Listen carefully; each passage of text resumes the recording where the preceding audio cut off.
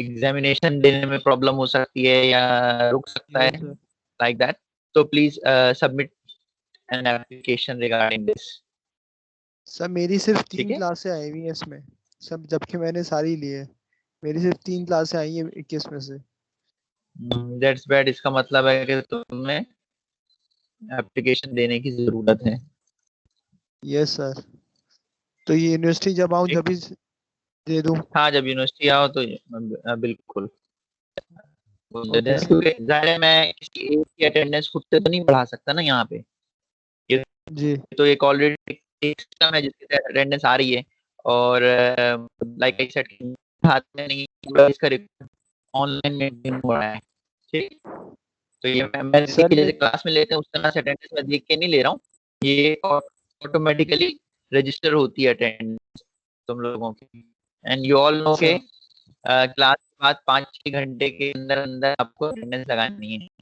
ठीक, ये yes sir.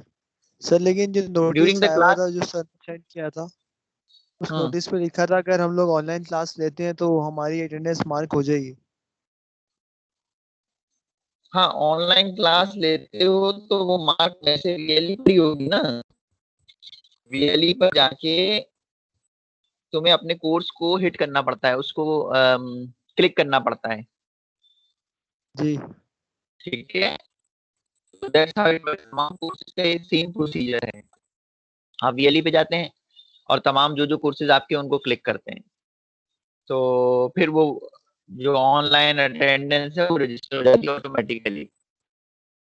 ठीक है, तो अभी अच्छा। तक तो प्रोसीजर यही है कि वही अटेंडेंस ऑफिशियल काउंट होगी। तो ये मतलब फिर तो ये आगे मसला आ जाएगा है तो बहुत, तो मेरी बहुत ही कम है दैट्स इससे व्हाई तो। आई एम सेइंग कि तुम्हें तुम्हें फिर अपना एप्लीकेशन देने की जरूरत है। तुम्हें लगता है, किसी को भी लगता है कि भाई अटेंडेंस मेरी मार्क नहीं हुई है, देन यू शुड, जी and I hope it will be sorted। ठीक है, ये मसला हल हो जाएगा, क्योंकि जाहिर है अगर कोई प्रॉब्लम है, मतलब मेरी जी। कनेक्टिविटी का इशू हो रहा है किसी स्टूडेंट को, या जो भी कुछ है जिसकी वजह से रजिस्टर नहीं हो पा रही, या पोर्टल में कोई इशू है, तो वो obviously it will be sorted। वो चीज सामने आ जाएगी, हाँ भाई ये मसला है, तो तुम लोगों को फेवर मिल जाएगा, मगर but you need to put an application. Okay sir, thank you sir. Okay. अस्सलाम वालेकुम सर। वालेकुम सलाम। सर मेरा अटेंडेंस का थोड़ा इशू आ रहा है सर। सर आपने जिस दिन बेटा मैंने उसके मार्क्स सबको बताए। एक ही बार समझा दी है, अब मैं बार बार एक ही चीज को रिपीट नहीं कर सकता। ठीक है, सबका जिन सर जिन का मैंने इशू सुना है, है माजरत के साथ। हाँ जिन जिन का इशू है वो सब मतलब एप्लीकेशन दे सकते हैं। ठीक है, ऑफिस में कि भाई ये इशू आ रहा है, और हमने क्लासेस ली हैं और ऑनलाइन अटेंडेंस हमारी वीएल पोर्टल पे रजिस्टर नहीं हुई है। ठीक है, तो मतलब हमारे पास इंस्ट्रक्शन यही है कि जो वीएलई पोर्टल के थ्रू जो अटेंडेंस कैलकुलेट हो रही है वही ऑफिशियल काउंट होगी। तो अब मैं और इसमें क्या कर सकता हूँ? ये सर अटेंडेंस तुम जैसे लोगों कुछ को बच्चे इसीलिए, तो फिर हाँ इसीलिए भेजी गई है अटेंडेंस, ताकि तुम लोग देख लो कि भाई हमारे अटेंडेंस शॉर्ट है, तो आने वाली जो डेज हैं इनमें अटेंडेंस अपनी प्रॉपर कर लो। ठीक, मेक श्योर। एक वजह ये हो सकती है ना सर कि बच्चे कोर्स एक्सेस वीएलई ओपन करके वो कोर्स एक्सेस ना कर रहे हो, तो ये वजह भी हो सकती है, हाँ बिल्कुल हो सकती है, क्योंकि ये इस बिल्कुल हो तरह सकती है एलेबरेट। कि आपने अपने कोर्स को पर्टिकुलर कोर्स को किसी और को नहीं, जैसे इकोनॉमिक्स की क्लास है तो इकोनॉमिक्स के कोर्स को क्लिक करना जरूरी है। वो ओपन होगा, उसकी जो भी वीकली प्लान है या लेक्चर मटेरियल है, किसी और चीज को भी क्लिक कर लो भाई, टू मेक श्योर, मगर एटलीस्ट कोर्स को सेट करना जरूरी है, तो अटेंडेंस वीएलई पोर्टल पे रजिस्टर होगी। यकीनन सर फिर ज्यादातर बच्चों के साथ यही मसला हो रहा है, क्योंकि बच्चों ने वीएलई पे ऑनलाइन तो हाँ, सब हुए हैं, आई अंडरस्टैंड। लेकिन कह रहे हैं कि हमने हाँ, कोर्स एक्सेस आई नहीं किया अंडरस्टैंड। क्योंकि नहीं, एलेबरेट। सब लोग नहीं हुए बेटा, सब लोग नहीं हुए। जो मैं यहाँ टीम्स के ऊपर अटेंडेंस डाउनलोड करता हूँ, उसमें कभी भी 50 से ऊपर किसी क्लास में स्टूडेंट नहीं है मेरे पास, ठीक है। तो सब लोग नहीं हुए हैं, 47, 45, 42, ज्यादा क्लासेस ऐसी हैं, मेजॉरिटी मुझे नहीं याद किसी में 50 प्लस हो। और यही हाल वीएलई की अटेंडेंस का है, उसके अंदर भी 40s में ही होते हैं हर क्लास में स्टूडेंट, सब लोग नहीं होते हैं। तो अब मैं ये नहीं कह सकता कि कौन होता है और कौन नहीं होता, जाहिर है बहुत से लोगों के साथ गलती भी हुई होगी, मिसहैप भी हुआ होगा, पर ऐसा नहीं है कि सब लोग ऑनलाइन होते हैं। बहुत से लोग बाद में क्लास ले लेते हैं, मगर अटेंडेंस के लिए मैंडेटरी कंडीशन ये है कि उसी दिन जिस दिन क्लास है उसी दिन 5-6 घंटे के अंदर अंदर आपने ऑनलाइन होना है, ठीक है बेटा। सर मुझे तो ये समझ नहीं आ रहा है, जिस दिन आपने मिड के मार्क्स बताया ना सर, उस दिन मैंने हाँ मिड के मार्क्स सुने आप और आपसे बात भी की है, उस दिन की अटेंडेंस गायब है मेरी। हाँ, तो ये आपने कहा ना कि बाद लोगों के साथ मिसहैप भी हुआ, ये तुम्हारे साथ मिसहैप हुआ है, ठीक है। सर मैं यही तो कह रहा हूँ, क्लास से चलने मेरी शॉर्ट अटेंडेंस होगी सर, लेकिन इतनी थोड़ी होगी, इतनी बहुत नीचे आ गई है तो सर। तो ठीक है बेटा, तो फिर अपना मतलब मैं यही सजेस्ट कर सकता हूँ कि जिन जिन, बहुत सारे नहीं होंगे मगर ये कि मेरे ख्याल में 10-20 स्टूडेंट्स ऐसे होंगे जिनके साथ गलत हुआ है, तो वो उन्हें चाहिए कि अपनी एप्लीकेशन दे दें अटेंडेंस के हवाले से एटलीस्ट, ठीक है। उनका मसला हल हो जाएगा, या उन्हें एग्जाम में बैठने से रोका ना जाए, या कंसीडर की जाए उनकी एप्लीकेशन, जो भी है। सर ये डीएसए में देनी है ना? मेरा तो ख्याल में चेयरमैन ऑफिस में दे दो, डीएसए में देनी होगी तो डीएसए में भी दे दो, एक कॉपी वहां दे दो एक वहां दे दो, ऐसे कर लो। मुझे नहीं पता कि चेयरमैन ऑफिस में पता कर लो कि क्या करना चाहिए, अगर अटेंडेंस का इशू है तो हमें क्या करना चाहिए, क्योंकि इसकी कोई ऐसा कोई पॉलिसी मेरे पास नहीं आई, अगर ऐसा हो तो क्या करें। सर अभी सबके सर लिए आया, बोल रहा है 75% से कम नहीं होना चाहिए। सर ये ऑनलाइन जब से हुआ है सर, हमारे साथ भी मसला हो गया, ये 53% आ गई है सर। सर जिंदगी चलो में हमारा सर, 53 सर आप यकीन करें 5 सेमेस्टर में कभी ऐसा नहीं हुआ, जब ये यूनिवर्सिटी आते थे, अभी ऑनलाइन शुरू हुआ है सर, अभी मसला हो गया हमें भी सर। सर आप यकीन करें सर, सर संडे, हाँ, सर इवनिंग क्लास लेते थे, संडे मैं तक ये आते नहीं थे कह रहा सर, कि शाम को जाते थे घर। तुम लोग गलत बहनी से काम ले रहे हो या ऐसा नहीं हुआ, ऑफ कोर्स ऐसा हुआ होगा, बट मतलब ये कि मेरे पास कोई सॉल्यूशन नहीं है इसका फॉर द टाइम बीइंग, अभी तक कोई इंस्ट्रक्शन सर इस ये हवाले से आई नहीं अभी है कि क्या सर करना चाहिए। ये दो हफ्ते बाद जो है ये कुछ पड़ेगी, जैसे अभी कुछ अगर अटेंडेंस बराबर लेते रहे, मतलब कि हम्म। 2 हफ्ते जो हैं अभी अगर इसमें क्लास लें तो कुछ इंक्रीज होगी सर परसेंटेज, या ये जो 2 हफ्ते ये काउंट नहीं होंगे? नहीं तो काउंट होंगे भाई, क्यों नहीं होंगे, अच्छा अच्छा अच्छा अच्छा, तो सर बिल्कुल ये होंगे। इंक्रीज करेगी, मतलब सबकी हाँ, इंक्रीज दो नहीं करेगी? मेरा ख्याल है, दो ने तीन, 3 वीक है भाई, we have 3 week in hand. आज 11 अच्छा तारीख है, सर, अच्छा अच्छा अच्छा अच्छा अच्छा, सही है आज सर। क्या है, आज क्या है, 15 तारीख है, नहीं 2 हफ्ते नहीं, हाँ जी 2 हफ्ते ही हैं, 3 नहीं है बेटा, 2 ही हफ्ते हैं, हाँ। जी जी। आज 15 तारीख है ना, तो 2 हफ्ते ही हैं, तो 30 पहले पहले हमारा ये एंड हो जाएगा, तो बिल्कुल इससे फर्क पड़ेगा। चलें, अल्लाह खैर करे सर, एप्लीकेशन पहले हाँ, से ही दे देते हैं सर, ताकि बाद में मसला ना बन जाए, चेयरमैन को दे देते हैं अभी फिलहाल। चेयरमैन ऑफिस में जाके पता कर लो कि भाई ऐसा ऐसा मसला है, और एप्लीकेशन कहाँ ठीक है देनी है, डीएसए में देनी है, चेयरमैन ऑफिस में देनी है, दोनों जगह देनी है, या क्या है, किसके नाम ठीक है देनी है, ठीक है तो वो बता ठीक देंगे, है ठीक है ठीक है। सर, ठीक है सर। हाँ, मगर मगर बेटा जेन्युइन इशू होना चाहिए, ऐसा ना हो कि क्लासेस नहीं ले रहे हो और या वीएलई को लॉगिन नहीं कर रहे हो, और फिर क्योंकि अगर ये रिकॉर्ड चेक होगा तो फिर तुम्हारी एप्लीकेशन बेकार हो जाएगी, और जाहिर है रिकॉर्ड तो ऑनलाइन मेंटेन है, तो वो खुद ही चेक कर लेंगे। सर ये वहां से गड़बड़ बनी है जब वो शुरू के 2 हफ्ते नहीं लिए मैंने क्लास सर। ठीक है चलो, ठीक है। We have 21 attendees right now. शुरू करें। सर आपकी आवाज़ बहुत ख़राब हो रही है sir. Last time screen sharing बंद की थी तो आवाज़ बिल्कुल क्लियर हो गई थी। अगर सब फाइल डाउनलोड कर लें तो सर आसानी से। हाँ नहीं मैं बता दूंगा, मगर ये चैप्टर 16 निकाल लो स्लाइड्स के ऊपर, डेप्रिसिएशन मेथड।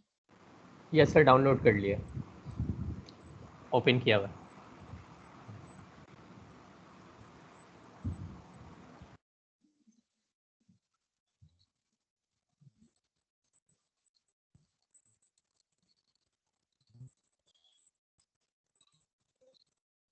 अच्छा, और बुक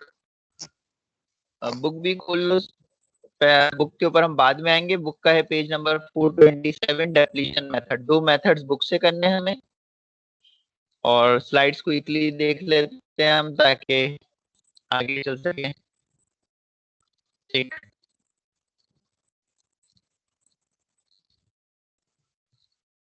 अब कुछ बेहतर हुई आवाज?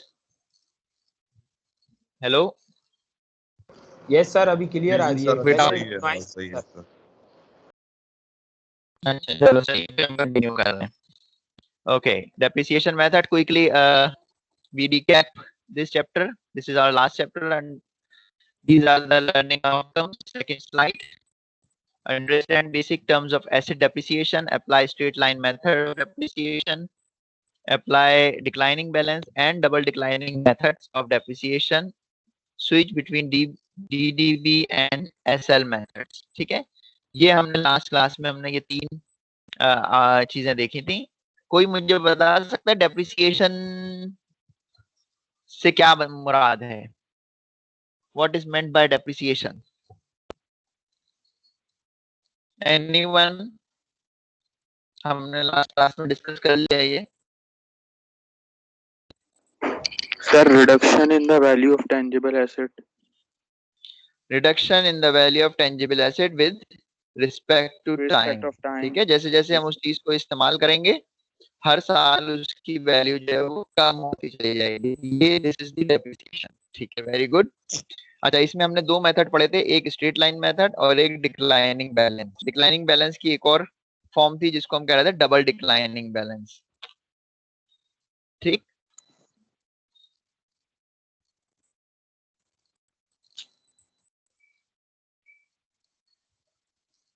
राइट। अच्छा, ये जो मैक्रस मेथड है ये हम छोड़ देते हैं क्योंकि that will be too much. Obviously तुम लोगों को टैक्स कैलकुलेशन यूएस की समझने की जरूरत नहीं है, ये बहुत डीप में चला जाएगा। इसके बजाय हम कर लेंगे डिप्लीशन मेथड और सम ऑफ ईयर मेथड।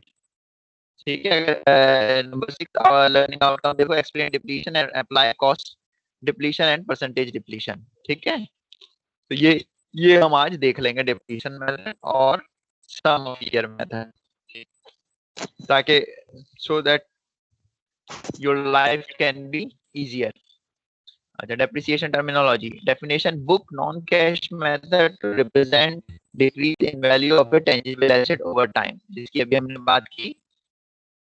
ये बुक मेथड है। बुक मेथड का मतलब ये है कि इसमें it does not involve any cash transaction।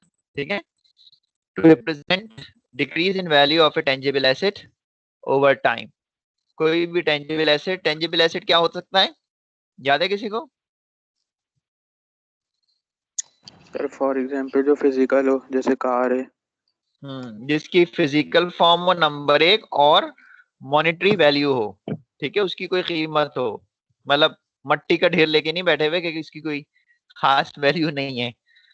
Okay, तो वो कहलाता है tangible asset. 2 times book depreciation and tax depreciation. ठीक है, तो we will only be concern with book depreciation, क्योंकि बुक डेप्रिसिएशन जो है वो इन्वॉल्व होता है तमाम एसेट्स, ऐसे एसेट्स के लिए जैसे मशीनरी है, इंडस्ट्रियल अप्लायंसेस हैं, उसमें वो सब की सब जो है वो बुक डेप्रिसिएशन में आती हैं। Tax depreciation is only for tax calculation. Book depreciation used for internal accounting to track value of assets. ठीक है, ये इंटरनल अकाउंटिंग के लिए इस्तेमाल होता है ताकि हम वैल्यू एसेट्स की वैल्यू को ट्रैक कर सकें। Tax depreciation used to determine taxes due based on tax loss. ठीक है, टैक्स डेप्रिसिएशन का ताल्लुक जो है वो टैक्स लॉस से होता है ताकि टैक्स कैलकुलेशन की जा सके। In USA, only tax depreciation must be calculated using MACRS. Book depreciation can be calculated using any method. ठीक है, बुक डेप्रिसिएशन के लिए हम कोई भी मेथड यूज कर सकते हैं, जिसमें स्ट्रेट लाइन मेथड है, डिक्लाइनिंग बैलेंस मेथड है, और आज एक और पढ़ेंगे हम sum of year digit method. Common depreciation terms: first cost P or unadjusted basis B, total installed cost of assets, book value DVT, remaining undepreciated capital investment in year T, recovery period N, depreciable life of assets in year, market value MV, amount realizable if assets were sold on open market, salvage value as estimated trade-in or market value at the end of assets useful life. Salvage value का जब जिक्र आएगा तो जो भी asset की useful life होगी उसके एंड की बात की जा रही होगी। ठीक है, यानी कि जितने अरसे हमने इस्तेमाल करनी है कोई चीज, वो इस्तेमाल कर चुके हैं 10 साल 20 साल, और उसके बाद उसको जो वैल्यू हमें मिल रही है market value, that is called salvage value. ये प्लस में भी हो सकती है और माइनस में भी हो सकती है। ये सब टर्म्स हम पहले लास्ट क्लास में डिस्कस कर चुके हैं। Depreciation DT, fraction of first cost और basis remove after remove each year. ठीक है, ये एक डेप्रिसिएशन रेट होता है। नॉर्मली स्ट्रेट लाइन के लिए ये 1/n होता है। ठीक है, और डबल डिक्लाइनिंग बैलेंस के लिए 2/n होता है। Personal property possession of company used to conduct business, real property, real estate and all improvements. इसमें रियल एस्टेट के अंदर लैंड जो है वो डेप्रिशिएबल नहीं होती है। Half year convention assumes assets are placed in service in mid-year.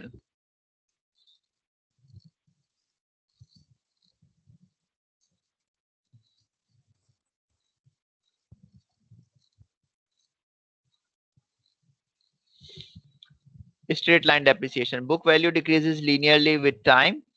इसका फार्मूला क्या है? dt is equal to b minus s over n. बेटा अपने अपने हाँ बोलो सर, हाफ ईयर कन्वेंशन का जरा सा बता दीजिएगा।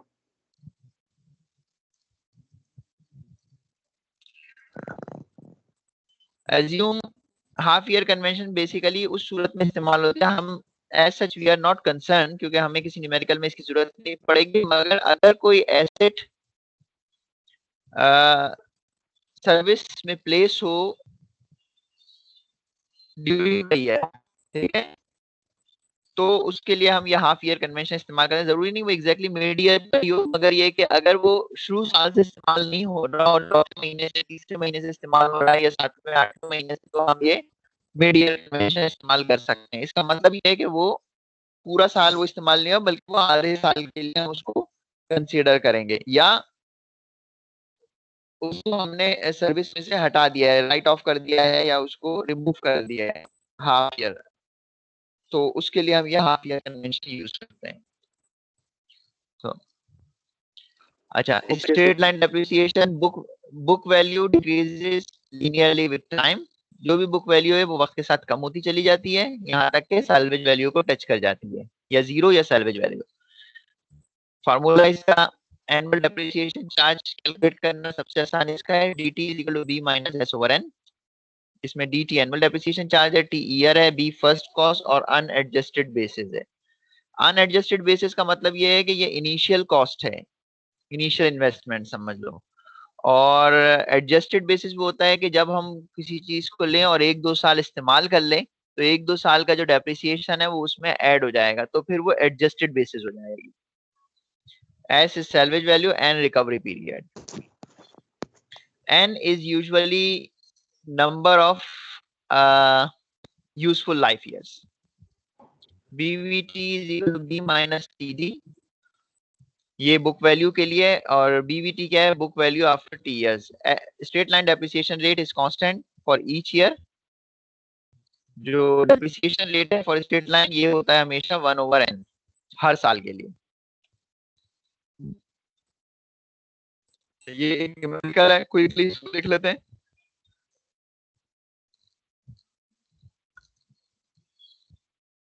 Slide number 6.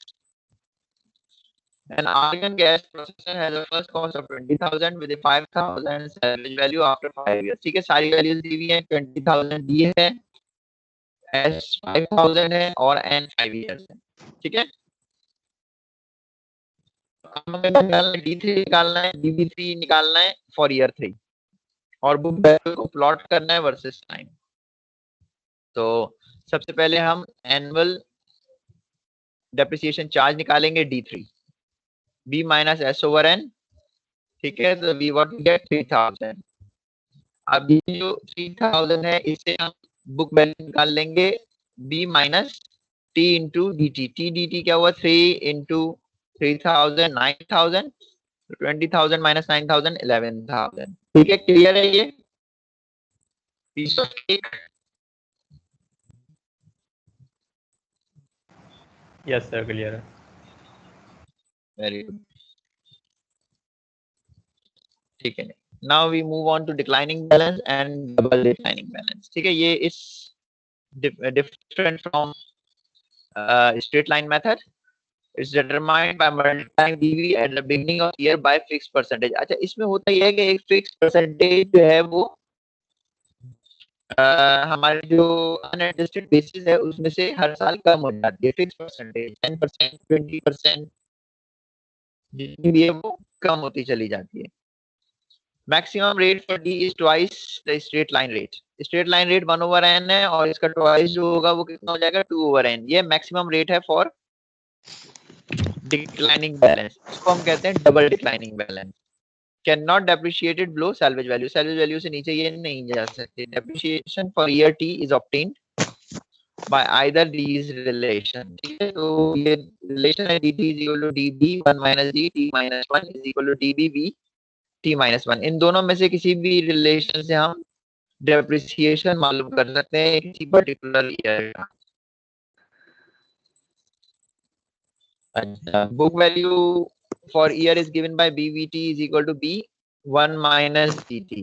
ठीक है, तो ये बेसिकली ये दो फार्मूला है, तुम्हें याद रखने की जरूरत है। एक और इसके अंदर हमने किया था इम्प्लाइड सैल्वेज वैल्यू का, वो शायद स्लाइड में गिवन नहीं है, वो बुक में गिवन है।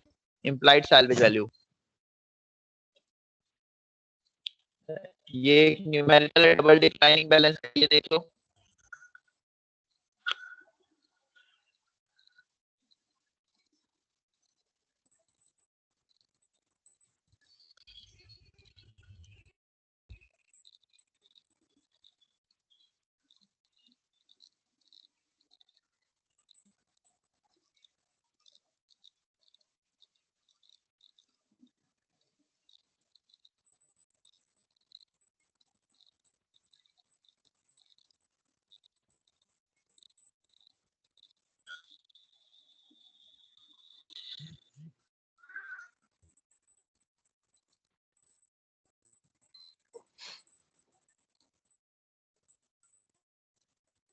ठीक है, सब क्या समझ में आ रहा है?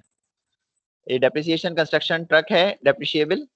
फर्स्ट कॉस्ट 20,000 है, सैल्वेज वैल्यू 4,000 है और 5 साल उसकी लाइफ है। डेप्रिसिएशन मालूम करना है, बुक वैल्यू मालूम करनी है, double declining balance. Double declining की बात कर रहे हैं तो जाहिर है ये डबल ऑफ स्ट्रेट लाइन है, यानी कि 2/n। n5 है तो 2/n का मतलब है ना 0.4। d3 निकाल सकते हैं क्योंकि ये 3 इयर्स की बात करें तो d3 कैसे निकलेगा? db 1 minus d t minus 1। ठीक है, 2880 इसका आंसर आ गया। अच्छा, बुक वैल्यू एट ईयर 3 तो b 1 minus d t, इससे निकाला तो इसका आंसर आ गया 4320। ठीक है, क्लियर क्लियर है? ये फार्मूला है, फार्मूले में वैल्यूज रखेंगे and we get the answer. And of course it is different from straight line method.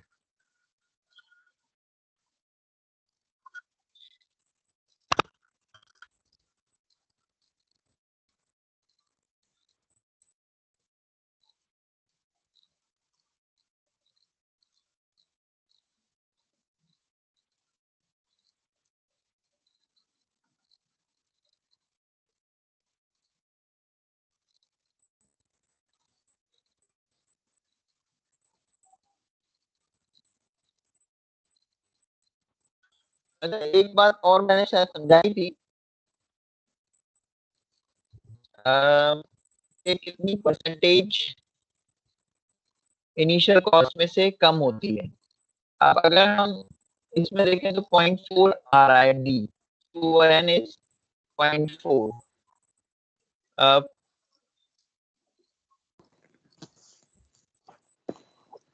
0.4 का क्या मतलब हुआ? 40%।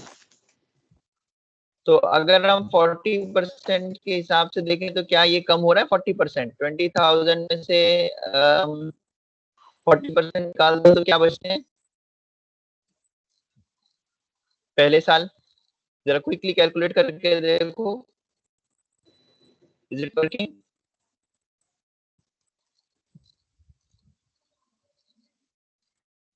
सर 12,000। 12,000। आप उसके ऊपर मजीद 40,000 आप निकालें।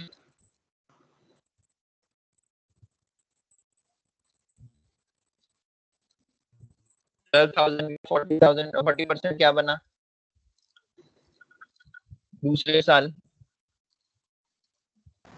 7,200। ठीक है, 7,200। अब इसका 40% लो तीसरे साल के लिए।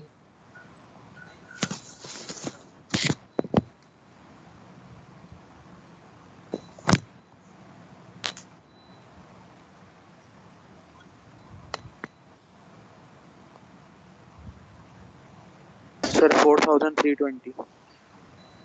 नीचे लिखा हुआ है ये? यस जी सर। सर। हाँ, अब समझ में आया ये इसका कॉन्सेप्ट कैसे? ये मुझे अचानक ख्याल आया, मैंने कैलकुलेट नहीं किया था ये पहले। फिर मैंने कहा मगर फॉर्मूला क्या है कि डिक्लाइनिंग बैलेंस के अंदर जो भी आपका रेट होता है, ठीक है, डेप्रिसिएशन रेट, वो परसेंटेज हम हर साल डेप्रिसिएशन में निकाल देते हैं, कम कर देते हैं फ्रॉम द इनिशियल कॉस्ट। तो अब इससे हमारी ये समझ में आया कि अगर डेप्रिसिएशन रेट 0.4 है तो 0.4 का मतलब है 40%। तो 40% पर ईयर ये डेप्रिशिएट हो रहा है। ठीक है, क्लियर हो गई ये बात? Yes sir. गुड। ठीक है, तो ये that's how it works. Straight line में इस तरह नहीं है। Straight line works in a different manner and this works on the percentage basis. अच्छा, अब then there is spreadsheet function, इसको हम छोड़ देते हैं। स्विचिंग बिटवीन डेप्रिसिएशन मेथड, ये भी छोड़ दो। मार्कर्स मेथड हम नहीं कर रहे हैं क्योंकि this is related to text depreciation. कोई वैसे पर्सनल अपनी नॉलेज के लिए पढ़ना चाहे तो पढ़ सकता है, it is given in the book detail से।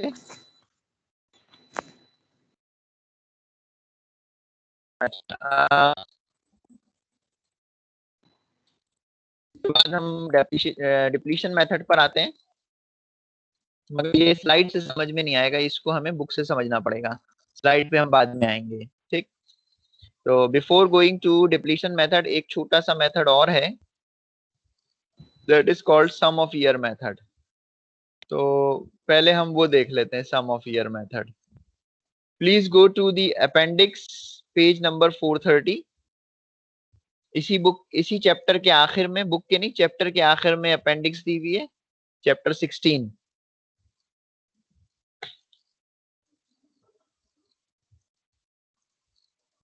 Number 430। 16A.1 sum of year digits SYD method, depreciation method, sum of year digits. Are we all on the same page? No sir. Sir दोबारा बताइएगा। Page number 430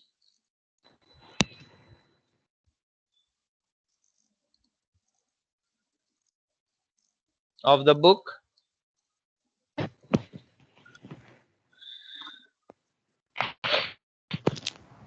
yes sir, मिल गया। ठीक है,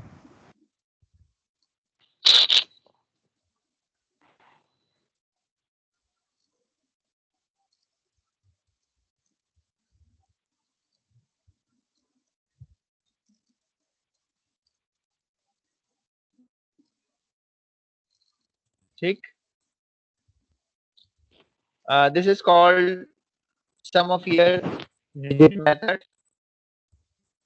ठीक है, it's easy, कोई इसमें बहुत बड़ी वो नहीं है। The SYD method is a historical accelerated depreciation technique that removes much of the basis in the first 1/3 of the recovery period. However, write-off is not as rapid as the double declining balance or MACRUS. This technique may be used in an engineering economy analysis in the book Depreciation of Multiple Asset Accounts, Group and Composite Depreciation. ठीक है, अगर multiple asset accounts की बात होगी तो ये ज्यादा feasible method है।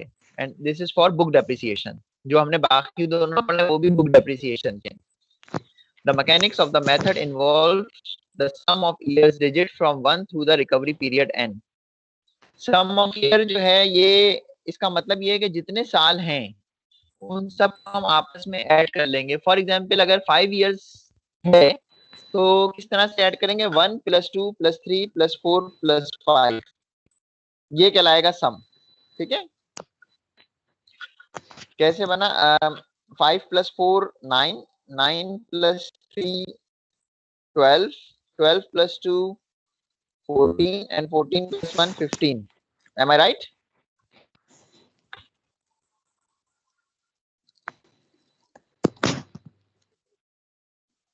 Okay. The mechanics of the the depreciation charge for any given year is obtained by multiplying the basis of the asset less any salvage value by the ratio of the number of years remaining in the recovery period to the sum of the years digit sum. ठीक है, सबसे पहले तो जो unadjusted basis है उसमें से हम सैलवेज वैल्यू को माइनस कर देंगे, यानी कि बी माइनस एस, और फिर वो साल जो के जो जिसका हम निकाल रहे हैं उसमें से वो साल जो बच गए हैं उनको हम डिवाइड कर देंगे इस सम से। ठीक है, देखते हैं कैसे करते हैं। और जो रिमेनिंग ईयर्स हैं रिकवरी पीरियड में उसको हम डिवाइड कर देंगे सम से। अच्छा, नीचे फार्मूला लिखा हुआ है, depreciable years remaining divided by sum of years digits basis minus salvage value. So n minus t plus 1 divided by sum t minus s. The sum is the sum of the digits 1 through n. ठीक है, ये सम के फार्मूले को छोड़ दो, you will get confuse. ये combination का फार्मूला है। डायरेक्टली आपने जो भी जितने भी यूजफुल लाइफ के ईयर्स हैं उन सबको आपस में ऐड कर लेना है 1 by 1, 1 2 3 4 5 6 7 8 9 10 तक जा रहे हैं। ठीक है, the book value for any year t is calculated as bvt is equal to b minus tn minus 1 by 2 plus 0.5 divided by sum b minus s। ये बुक वैल्यू का फार्मूला है। ऊपर जो था वो डेप्रिसिएशन चार्ज का formula था dt। The rate of depreciation decreases each year and equals the multiplier in equation dtn minus 1t plus 1।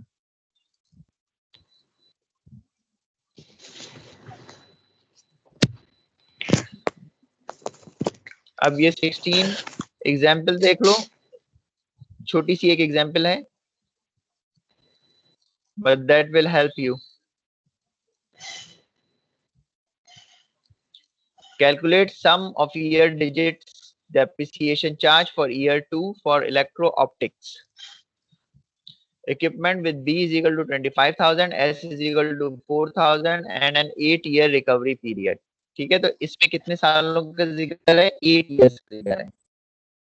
तो सम ऑफ ईयर डिजिट क्या बनेगा 8 years का, कैलकुलेट करके बताओ जरा जल्दी से।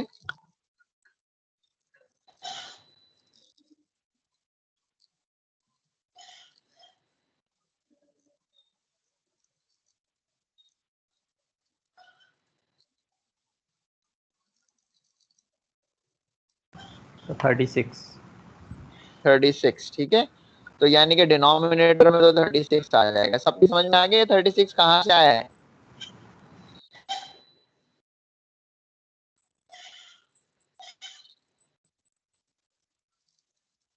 हाँ भाई, एवरीवन एल्स,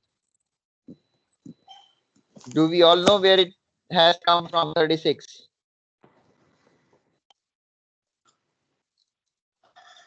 किसी की नहीं समझ में आया तो पूछ लो बेटा। एनीवे तो अच्छा, न्यूमरेटर में क्या आएगा? n minus T plus 1। n क्या चीज है? 8। t क्या चीज है? किस ईयर का हमें डेप्रिसिएशन चार्ज चाहिए? 2, ईयर 2। तो 8 minus 2 plus 1, what is the answer? 7। 7। तो ये हो गया 7/36।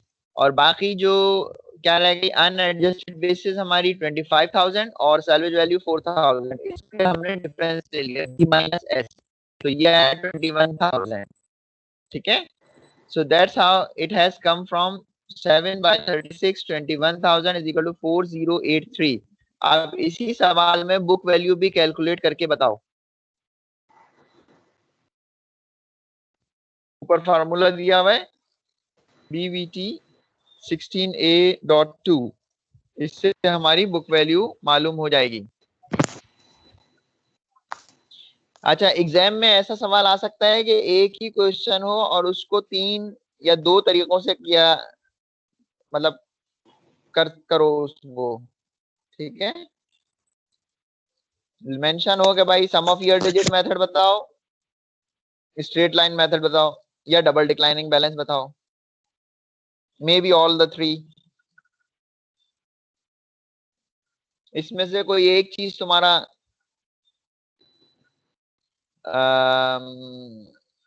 रोल नंबर हो सकती है।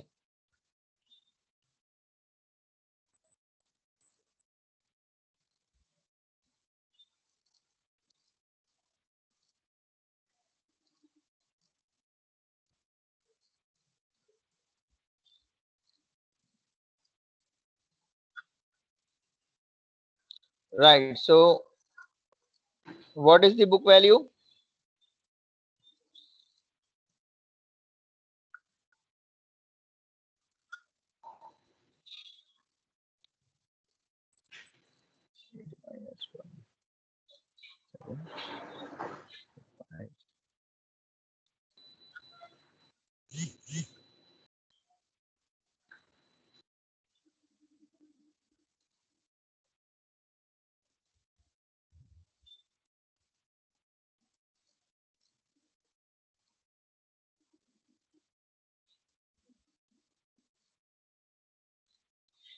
सर 21585।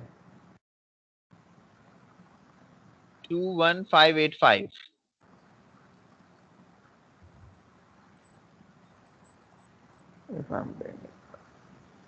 ये ठीक है, 25,000 से हम शुरू करेंगे ना। 25,000 से हम अगर शुरू करें तो दूसरे साल में ही ये इसकी डेप्रिसिएशन आएगी। अच्छा, अगर हम इसको स्ट्रेट लाइन से करना चाहें तो हम कर सकते हैं क्या? Is it possible? b minus S over n। अच्छा, उस वैल्यू को एक जगह रख लो, 21585, यही था ही ना। तो अब अगर हम स्ट्रेट लाइन मेथड लगाएं तो स्ट्रेट लाइन का फार्मूला क्या होगा? b minus S divided by n, यही फार्मूला है। इससे हमारा आ जाएगा depreciation charge. Yes sir. Calculate करो। 2625।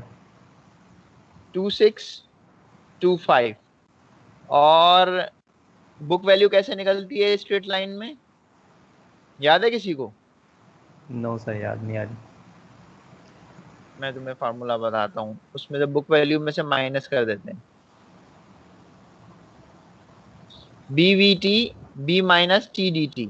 बुक वैल्यू बराबर होगी unadjusted basis B minus T D T. D T तुमने निकाल लिया है, टी जो है वो क्या होगा 2, दूसरे साल के लिए कर रहे हैं ना, तो 2 को तुम डेप्रिसिएशन चार्ज से मल्टीप्लाई करो और बुक वैल्यू में से जो भी आंसर आ रहा है उसको माइनस कर दो, B minus T D T. 19750। 19750 यानी कि जो sum of year digit method है इसका आंसर 21,000 सॉरी क्या आ रहा है 2100 और उसका आ रहा है 9 जी सर। हाँ, तो वो आ रहा है 2100 और इसका आ रहा है 1900।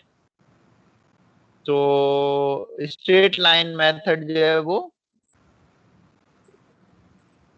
सर इसमें डेप्रिसिएशन ज्यादा है depreciate yes sir.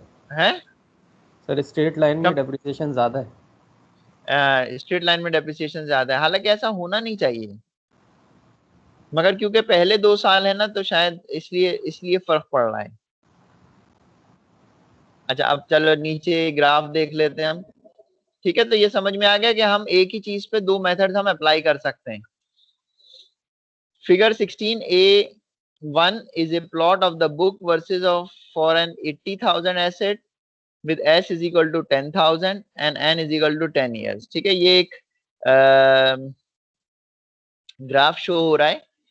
Plot of the book value है किस चीज की है, जो एक एसेट है 80,000 का और उसकी सैल्वेज वैल्यू है 10,000 और एन जो है वो 10 इयर्स है यानी कि useful life. Using the 4 depreciation method that we have learn.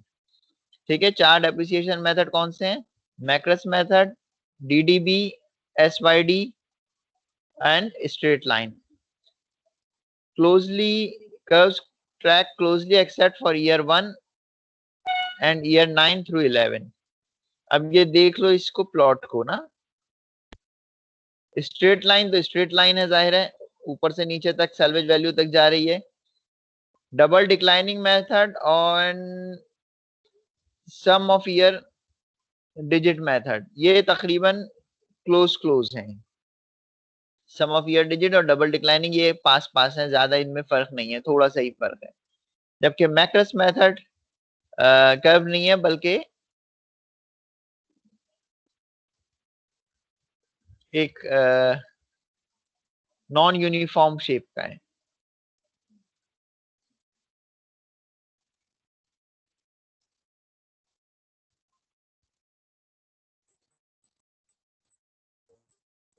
ठीक है, यूनिट ऑफ प्रोडक्शन मेथड हमें नहीं करना है, बस ये इतना काफी है। तो इस प्लॉट से ये चीज समझ में आ जाती है कि डिफरेंट मेथड्स किस तरह से काम कर रहे हैं।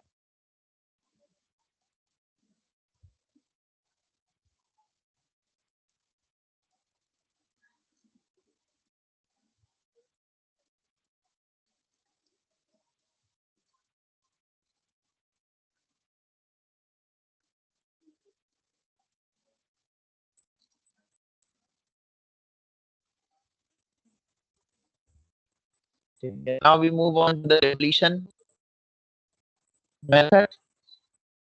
Depletion depreciation method जो है this is for natural resources। ठीक है, ये किसी एसेट के लिए नहीं है,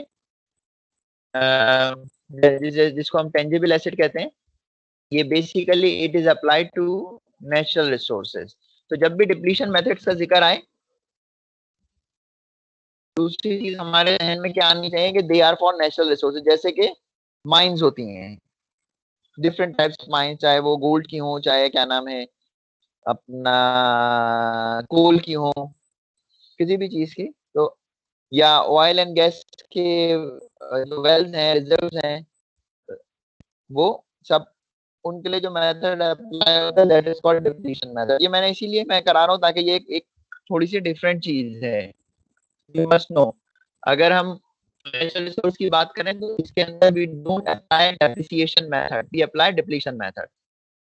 अच्छा, डिप्लीशन मेथड दो किस्म के होते हैं, एक को हम कॉस्ट डिप्लीशन कहते हैं और एक को हम परसेंटेज डिप्लीशन कहते हैं। दोनों के फार्मूले थोड़े से मुख्तलिफ हैं, right. Previously, all assets, facilities, and equipment that can be replaced, we have applied depreciation we now turn to irreplaceable natural resources and the equivalent of depreciation which is called depletion.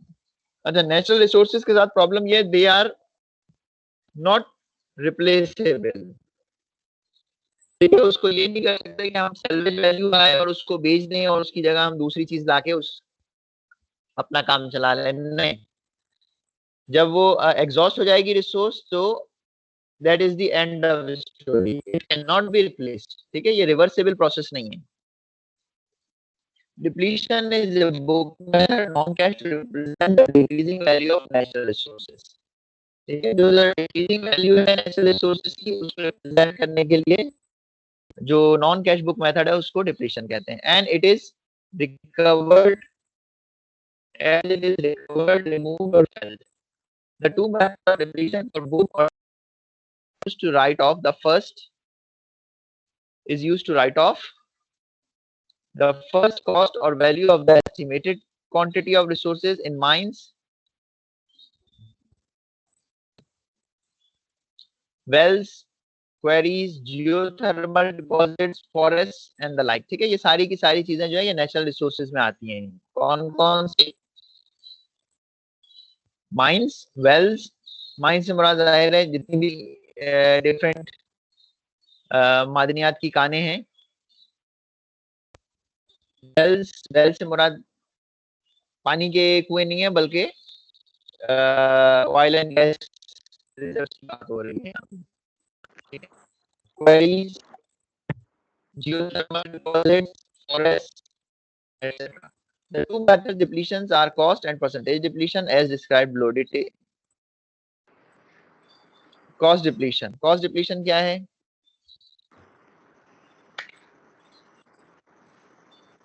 Sometimes request factor depletion. Cost depletion is based on the level of activity or usage, not time. As in depreciation. ठीक है, cost depletion में जो major factor involve हो रहा है वो उसकी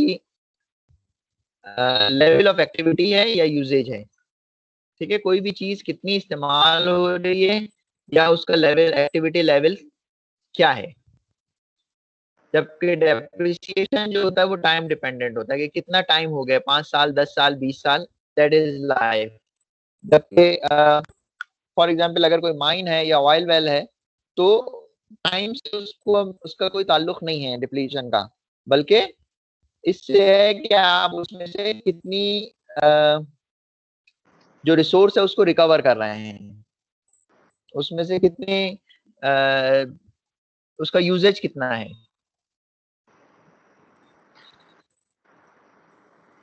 Cost depletion may be applied to most types of natural resources and must be applied to timber production.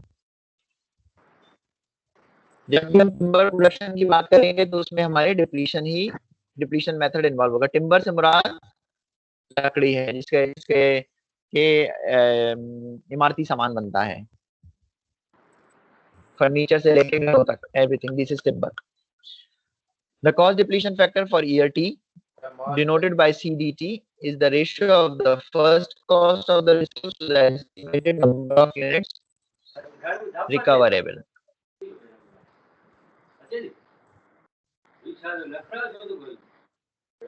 बेटा अपना माइक ऑफ कर दो।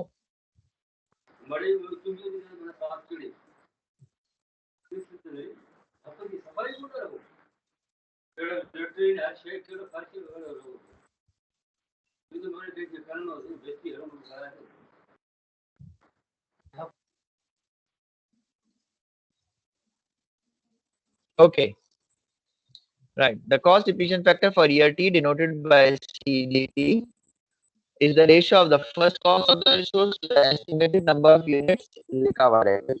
ठीक है, cost depletion factor क्या कहलाता है? CD कहलाता है for the year T CDT। ये होगा first cost divided by resource capacity, यानी कितनी यूनिट हम रिकवर कर रहे हैं। ठीक, तो इसके लिए सिर्फ एक ही फार्मूला है कॉस्ट डिप्लीशन के लिए। The annual depletion charge is CDT times the year usage or volume. Annual depletion charge क्या होगा? CDT को हम मल्टीप्लाई कर देंगे years usage. The total cost depletion cannot exceed the first cost of the resource. Total cost depletion जो है यानी कि सीडीटी की मैक्सिमम वैल्यू जो है वो first cost of the resource से कभी भी एक्सीड नहीं करेगी क्योंकि this is a ratio. If the capacity of the property is re-estimated some years in the future, a new cost depletion factor is determined based upon the undepleted amount and the new capacity estimate. अगर जो capacity है property की वो रीएस्टिमेट हो some years in the future, तो new cost depletion factor जो है वो आपको मालूम करना पड़ेगा. अगर कैपेसिटी रीएस्टिमेट होगी तो कॉस्ट डिप्लीशन फैक्टर भी रीएस्टिमेट होगा जो भी अमाउंट बाकी रह गई है और नया कैपेसिटी एस्टिमेट जो है उसकी बुनियाद पे. Excuse me. Then we have second percentage depletion. ठीक है.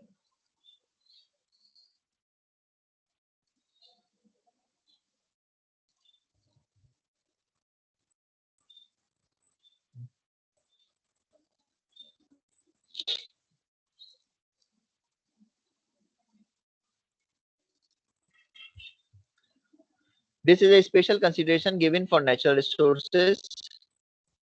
A constant stated percentage of resources gross income may be depleted each year provided it does not exceed 50% of the company's taxable income. Percentage depletion क्या है? This is a special consideration given for natural. ये एक special consideration है for natural resources.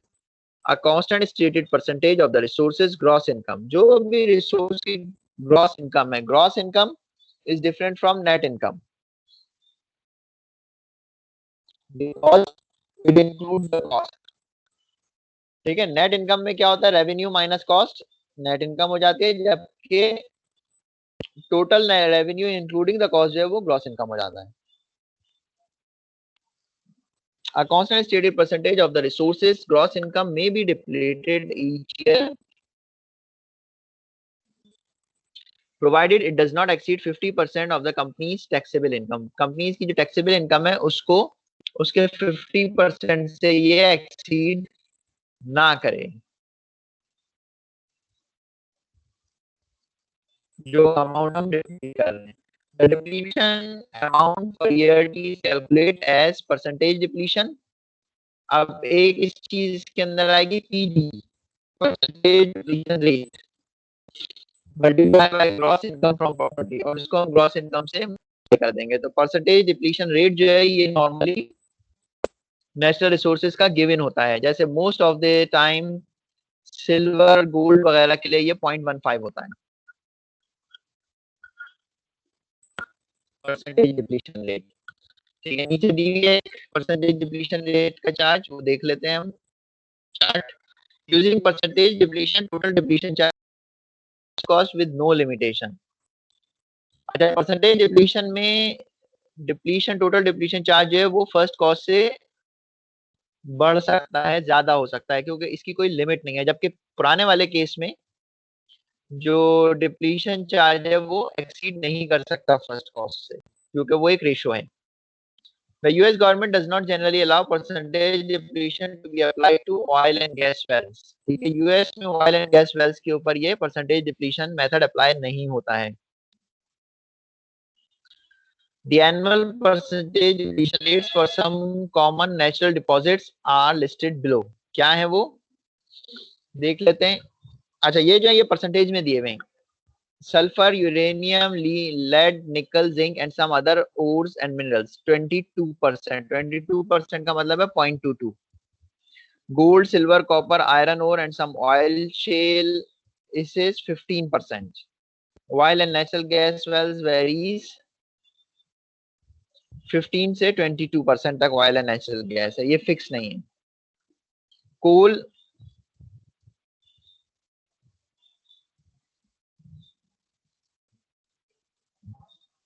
Lignite, sodium chloride यानी कि नमक, NaCl ये 10% है। Gravel sand, peat, some stones 5%, most other minerals, metallic ores 14%। ठीक है, तो जो भी सवाल होगा उसको हम इस अकॉर्डिंगली यहां से हम देखेंगे। ठीक है, ये 2 क्वेश्चन है, जल्दी से इनको देख लो। मैं इतने तुम लोगों की अटेंडेंस डाउनलोड कर लेता हूँ। Example 16.5,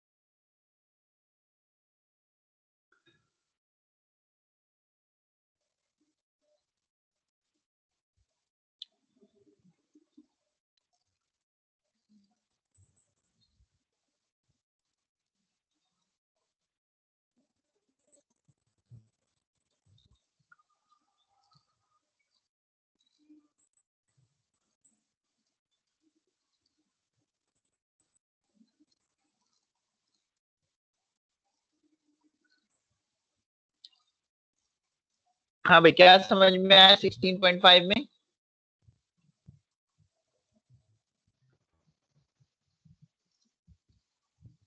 Temple Inland Corporation has negotiated the rights to cut timber on privately held forest। ठीक है, टिम्बर की बात की है तो टिम्बर में हम डिप्लीशन, परसेंटेज डिप्लीशन और मतलब डिप्लीशन मेथड ही अप्लाई कर सकते हैं। ठीक है, because timber is a natural resource।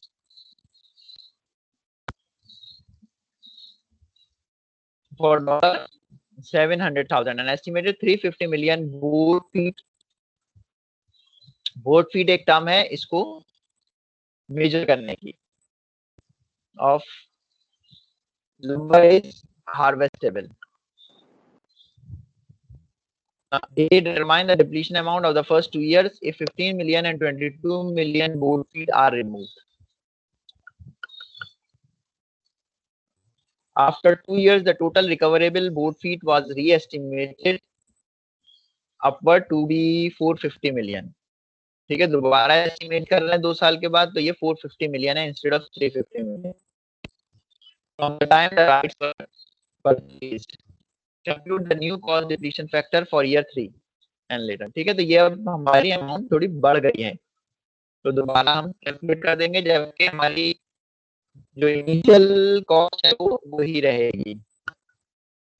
ठीक है, तो कॉस्ट डिप्लीशन का फार्मूला देख लेते हैं। कॉस्ट डिप्लीशन के फार्मूले में हमें फर्स्ट कॉस्ट और रिसोर्स कैपेसिटी से डिवाइड कर देना है डिप्लीशन फैक्टर मालूम करने के लिए। ठीक है, तो पार्ट ए में हम कॉस्ट डिप्लीशन फैक्टर मालूम करेंगे for year T in dollars पर million board feet.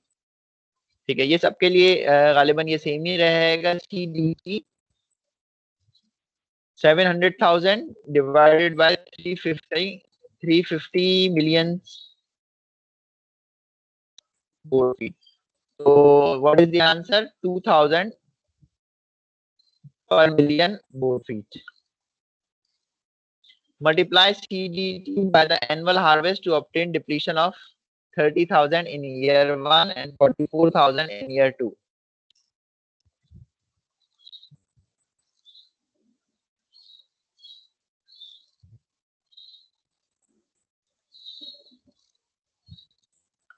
Part A में हमें दो चीजें दे रखी हैं, एक 15 मिलियन और एक 22 मिलियन बोर्ड फीट। तो पहले साल 15 मिलियन रिमूव किया गया और दूसरे साल 22 मिलियन।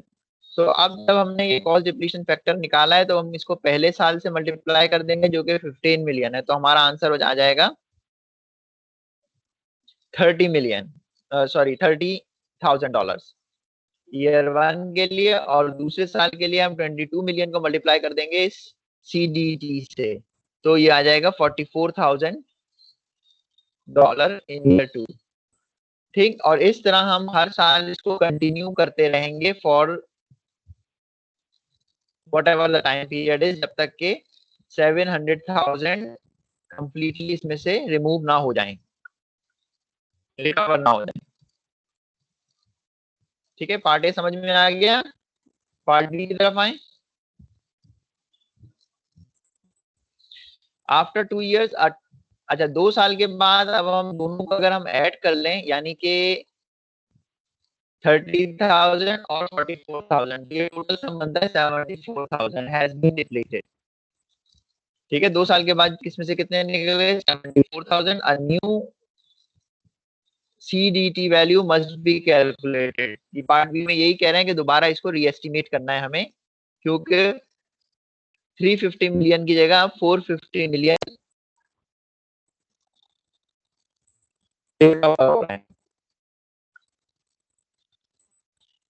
ठीक है। तो अब तक हम कितने इसमें से निकाल चुके हैं? 74,000। तो अब जो हमारी इनिशियल कॉस्ट है वो चेंज हो जाएगी। 700,000 में से हम 74,000 को माइनस कर लेंगे। तो अब हमारा आंसर, नया आंसर क्या है? 62600 इन्वेस्टमेंट। ये हमारी फर्स्ट कॉस्ट बन गई है।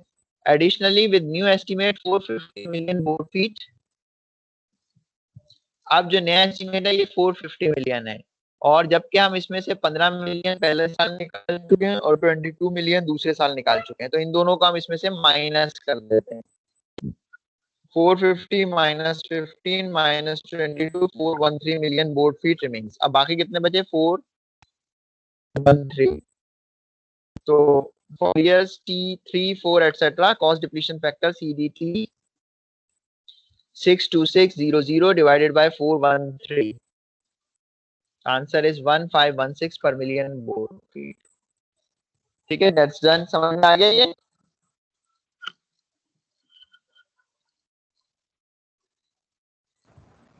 सर ये 74,000 कहाँ से आया है ये बता दिएगा। अगर तुम 30,000 को 44,000 में ऐड करो तो क्या बनता है?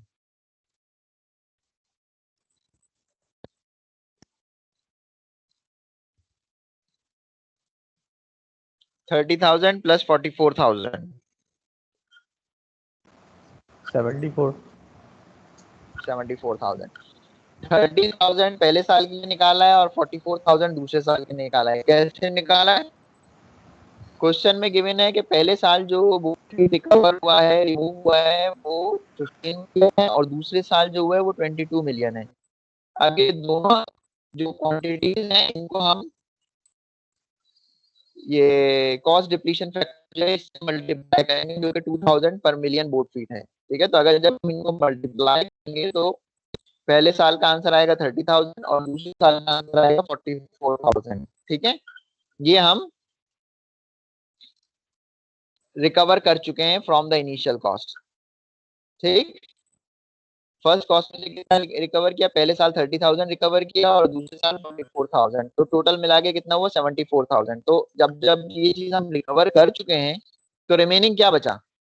700,000 में से इसको माइनस कर दें तो जो आंसर आएगा वो हमारा रिमेनिंग है 66 to 6,000, तकरीबन 6 लाख। ये हमारी रिमेनिंग अमाउंट है। तो नई फर्स्ट कॉस्ट जो है वो हमारी हो जाएगी 6 to 6,000। अब हम आते हैं कैपेसिटी के ऊपर।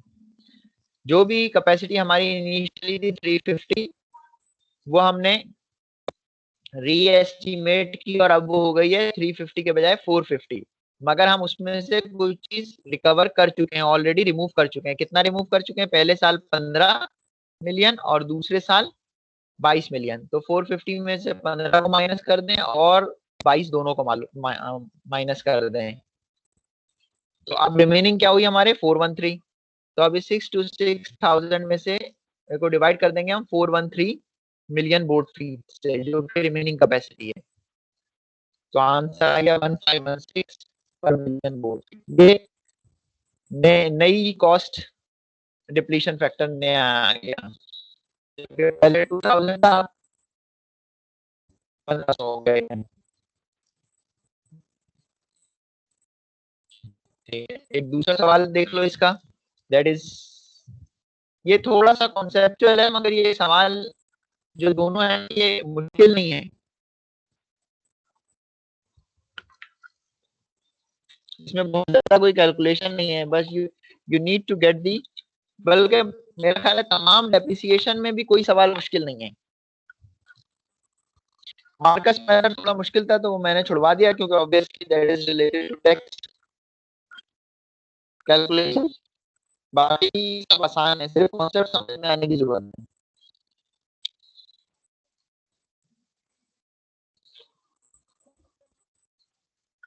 Right, 16.6, please go through it.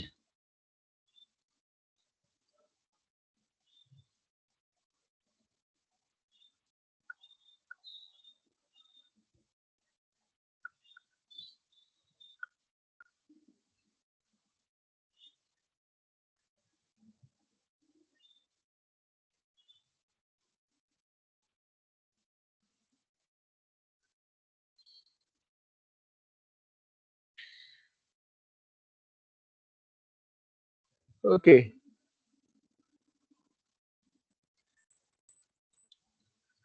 A gold mine was purchased for 10 million. First cost आ गई.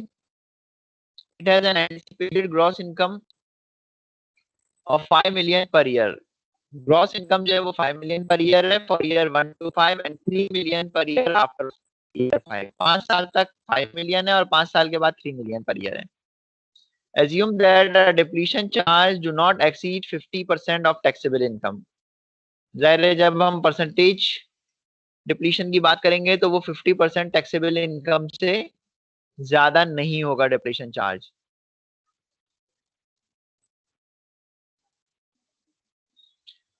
Compute annual depletion amount for the mine.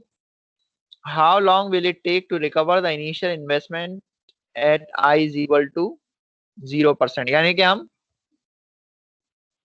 Time value of money को कंसीडर नहीं कर रहे हैं, आई जो है हमारा 0% है। The rate for gold is PD is equal to 0.15 यानी कि 15%, ये अभी हमने देखा था चार्ट के अंदर। परसेंटेज डिप्लीशन रेट जो है वो होगा इसका 0.15, इट इज गिवन। ठीक है, अगर एग्जाम में भी ऐसा सवाल आता है तो ये गिवन होगा, अगर गिवन नहीं है तो you can always assume gold silver etcetera, इसके लिए 0.15 होता है।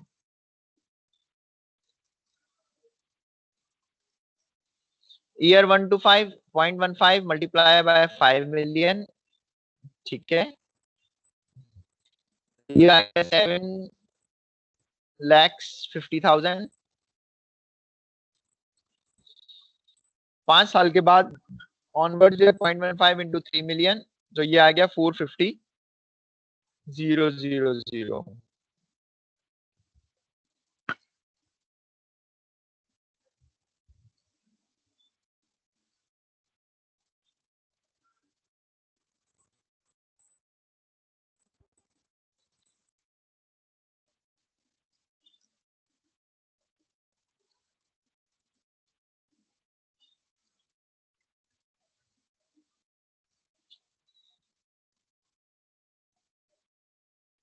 A total of 3.75 million is written off in 5 years and the remaining 6.25 million is written off at 4,50,000 per year. The total number of years is अच्छा, total number of year हम इससे मालूम कर लेंगे।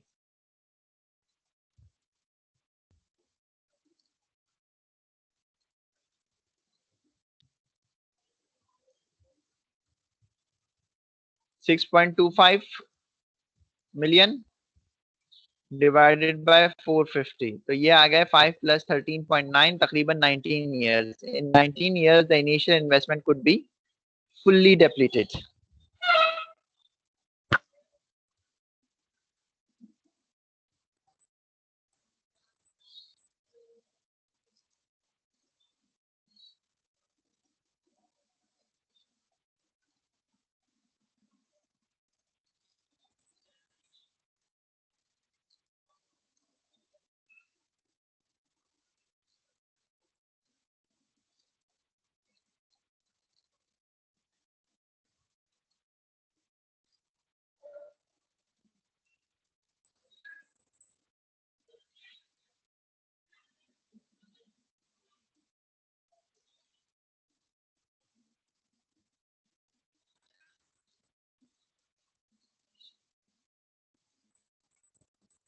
ठीक है, सो दैट्स ऑल। अब slides देख लेते हैं।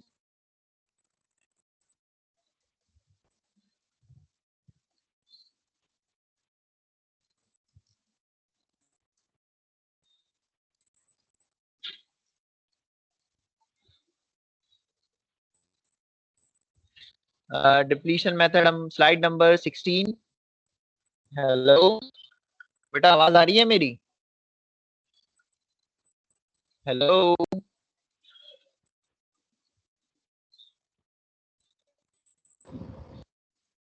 Yes sir. गुड। ठीक है, स्लाइड नंबर 16 खोल लो।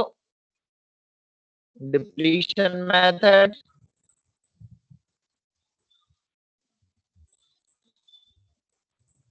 Open slide number 16। ठीक है, इसमें दो मेथड से जिक्र है जो हमने अभी किए हैं, cost depletion and percentage depletion. और इसके बाद एक एग्जांपल, ये एग्जांपल देख लो।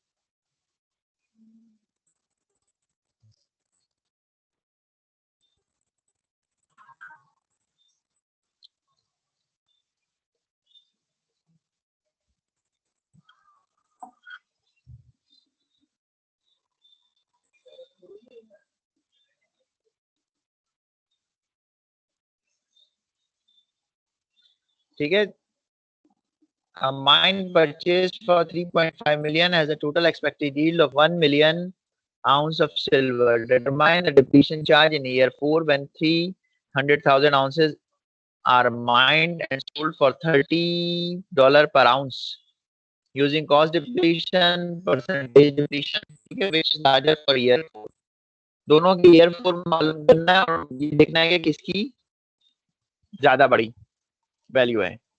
फैक्टर CD4 गया 3.5 मिलियन को हम 1 मिलियन से डिवाइड कर देंगे, ठीक है, जो इसकी कैपेसिटी है। तो ये आ गया 3.50 पर आउंस। पहला सवाल क्या है कि कॉस्ट डिप्लीशन मालूम करनी है। अगर तो 300,000 आउंस माइन की जा रही है तो 3.50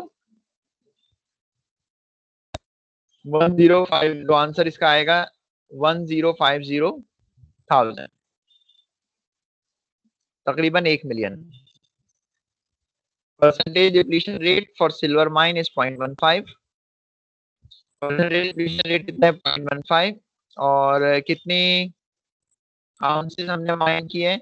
300,000 and they are sold for $30 per ounce. ठीक है, तो ये तीनों चीजों का मल्टीप्लाई करेंगे तो आंसर आएगा 1350। तो percentage depletion is more than cost depletion. So this is the answer. समझ में आ गया बेटा ये सवाल?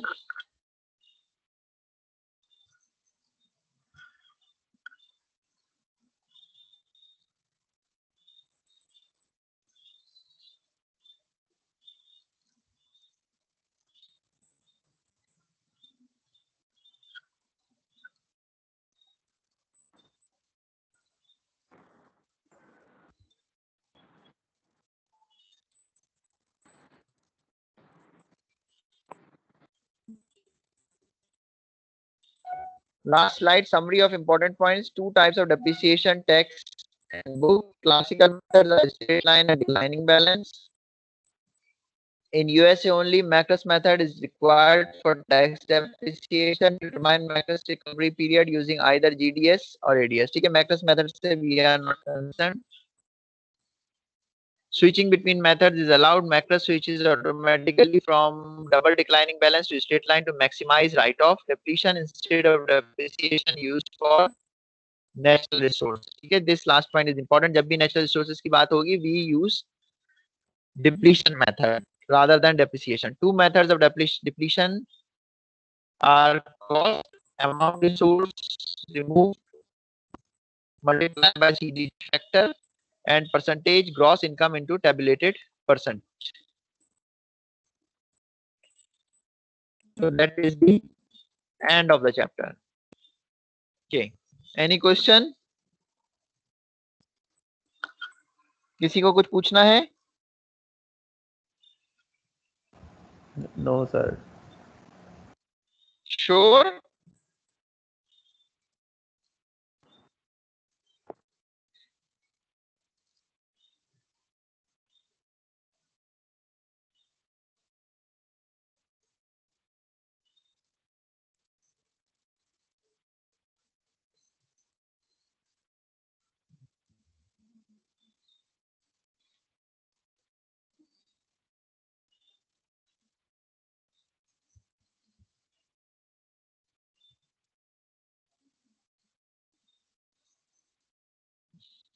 एक सवाल मेरे जहन में आया है जो किसी ने पूछा नहीं और पूछना चाहिए था। अगर जो एग्जाम्पल 16.6 हमने की है उसमें ये दो वैल्यूज कहाँ से आई हैं, 3.75 एंड 6.25? क्योंकि मुझे बहुत सोचना पड़ा था इस पे। कोई बता सकता है भाई?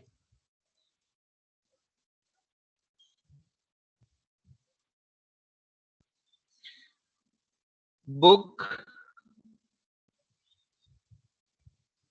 Page number 428, example 16.6। ये मैं हाईलाइट कर रहा हूं, कोई मुझे जवाब दे दो बेटा जिसकी समझ में आ गया हो, या पूछ लो कम से कम। सर ये 3.75 और 6.25 कहाँ से आ गया, ये तो कहीं लिखा हुआ ही नहीं है।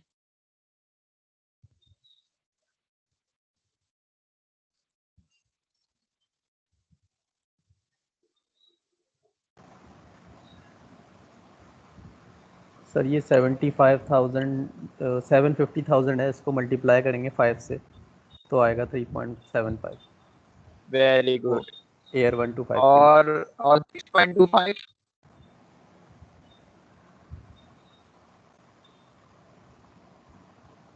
6.25 कहाँ से आया?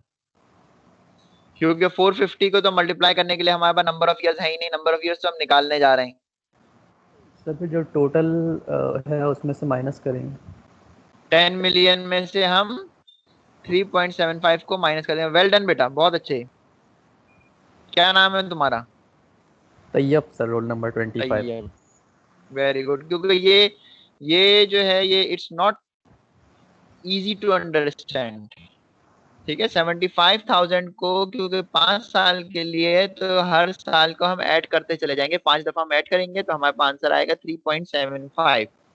ठीक है, और इसको हम 10 मिलियन क्योंकि 3.75 5 साल में हमें हासिल हो गए, तो इसको हम माइनस कर देंगे तो रिमेनिंग 6.25 मिलियन बचेगा।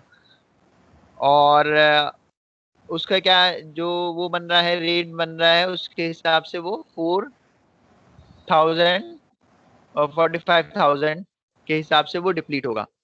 ठीक, तो ऑब्वियसली जब हम नंबर ऑफ इयर्स निकालेंगे तो हमारे पास दोनों अमाउंट है 6.25 और 45,000, तो हम उसको डिवाइड कर देंगे तो हमारे पास नंबर ऑफ ईयर हमें मालूम हो जाएंगे। 5 साल तो हमें पता ही है, बाकी आगे कितने होंगे वो उनको डिवाइड करके हम मालूम कर सकते हैं, जो कि 13.9 यानी कि 14 आंसर आ रहा है। तो 5 + 14 19। मैं एक्सपेक्ट कर रहा था कि कोई ये पूछेगा, मुझे भी जब मैं इसको कल तैयार कर रहा था तो मुझे भी मुश्किल हुई थी ये समझने में, बट किसी ने सवाल करना मुनासिब नहीं समझा।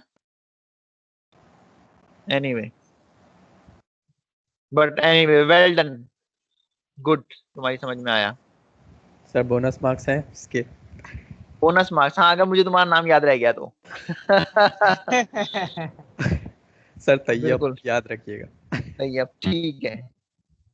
चलो आखिर में मुझसे 1 नंबर मांग लेना, तुम कह देना सर मैंने आपको एक सवाल बताया था, बहुत मुश्किल सवाल था, 1 नंबर आप मुझे उसका दे दें, ठीक है? यस सर, बिल्कुल।